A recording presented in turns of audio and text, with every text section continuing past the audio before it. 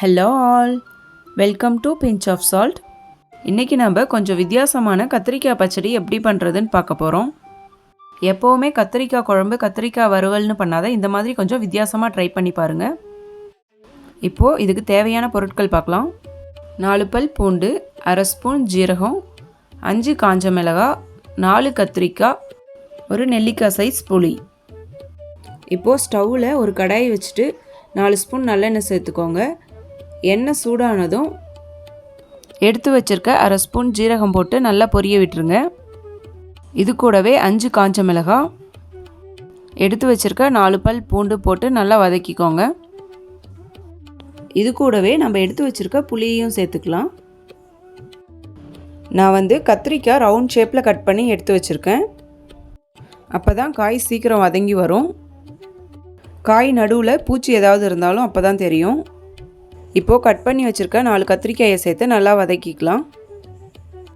வெங்காயம் தக்காளி எதுவுமே சேர்க்காத இது ஒரு சிம்பிளான கத்திரிக்காய் பச்சடி. யாராவது சப்ஸ்கிரைப் பண்ணாமல் நம்ம வீடியோ பார்த்துட்டு இருந்தால் ப்ளீஸ் சப்ஸ்கிரைப் பண்ணிக்கோங்க. பாருங்கள், கத்திரிக்காய் நல்லா வதங்கி வந்துருச்சு.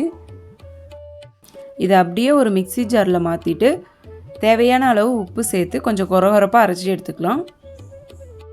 இந்த பச்சடி ரெடி பண்ணுறதுக்கு மேக்ஸிமம் 5 மினிட்ஸ் தான் ஆகும்.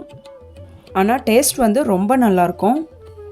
டைம் இல்லாதப்போ இல்லை அவசரமாக சமைக்கும்போது நீங்கள் இந்த சட்னியை ப்ரிஃபர் பண்ணலாம். இந்த சட்னிக்கு நம்ம தாளிப்பு எதுவும் கொடுக்க போகிறதில்ல. இந்த கத்திரிக்காய் பச்சடியை அப்படியே ஒரு பவுலுக்கு ட்ரான்ஸ்ஃபர் பண்ணிக்கலாம். இந்த பச்சடியோட ஃபைனல் டச்சாக பொடியாக நறுக்குன வெங்காயம் கொஞ்சம், 1 ஸ்பூன் நல்லெண்ணெய் விட்டு நல்லா மிக்ஸ் பண்ணி சூடான சாதத்தோடு பரிமாறலாம். உங்களுக்கு நல்லெண்ணெய் சேர்த்துக்க பிடிக்கலன்னா நீங்கள் நெய் கூட சேர்த்து சாப்பிட்லாம். இதே மாதிரி அடுத்தது ஒரு சிம்பிளான ரெசிபியோடு மீட் பண்ணலாம்.